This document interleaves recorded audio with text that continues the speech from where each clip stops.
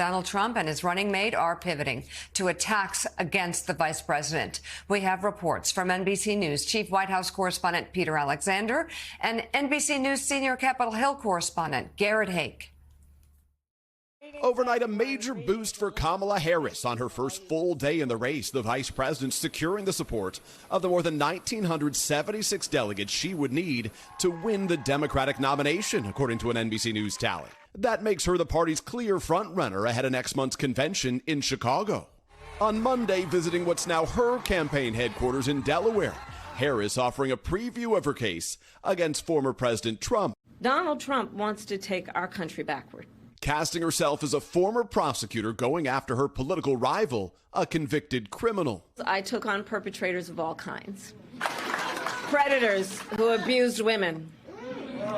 Fraudsters who ripped off consumers. Cheaters who broke the rules for their own gain. So hear me when I say, I know Donald Trump's type. Harris, in her campaign debut, taking the torch from President Biden. Still sounding hoarse from COVID as he called into the event, vowing they're still in the fight together. The name has changed at the top of the ticket, but the mission hasn't changed at all.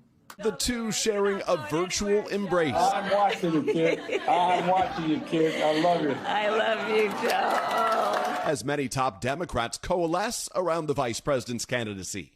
Former House Speaker Nancy Pelosi endorsing Harris. The Senate's top Democrat Chuck Schumer and House Minority Leader Hakeem Jeffries, though, holding off for now, expected to meet with Harris soon. And with no major candidates emerging to challenge Harris, the spotlight's quickly shifting to her possible running mate.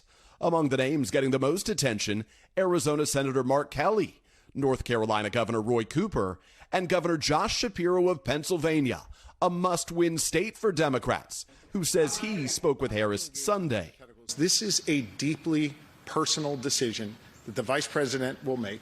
Also under consideration, Kentucky Governor Andy Beshear saying he's flattered to be part of the process and attacking the vice presidential pick on the Republican side. The problem with J.D. Vance is he has no conviction, but I guess his running mate has 34. This morning, the Republican ticket adjusting to a political earthquake. I was told I was going to get to debate Kamala Harris, and now President Trump's going to get to debate her. Sources tell NBC News the Trump campaign and their allies have been preparing to face off against Harris for weeks, launching ads tying her to President Biden's handling of key issues like immigration and inflation just hours after he endorsed her. If you ever wondered how Joe Biden could get the border so screwed up, remember, he had help. But President Trump lamented on social media over the weekend, quote, "Now we have to start all over again."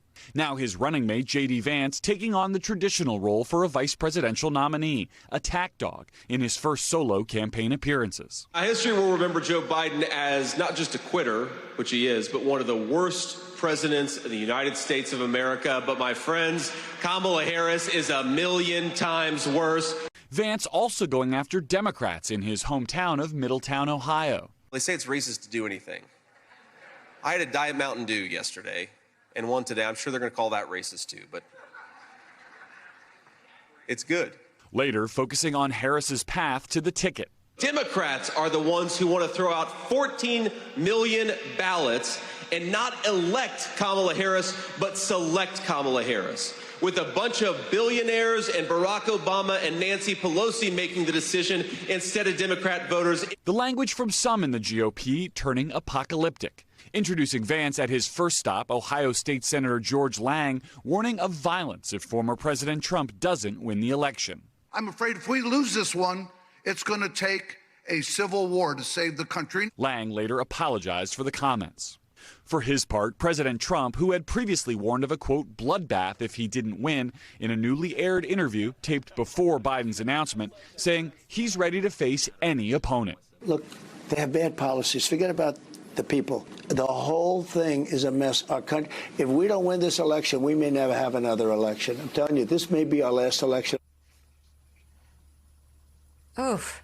NBC's Peter Alexander and Garrett Haake reporting. Joining us now, the co-host of MSNBC's The Weekend, Symone Sanders Townsend, staff writer at The Atlantic, Mark Leibovich, and Frank Foer, and former Republican strategist and veteran of the Mitt Romney and George W. Bush presidential campaign, Stuart Stevens. He is a senior advisor for the Lincoln Project. Symone, I want to start with you.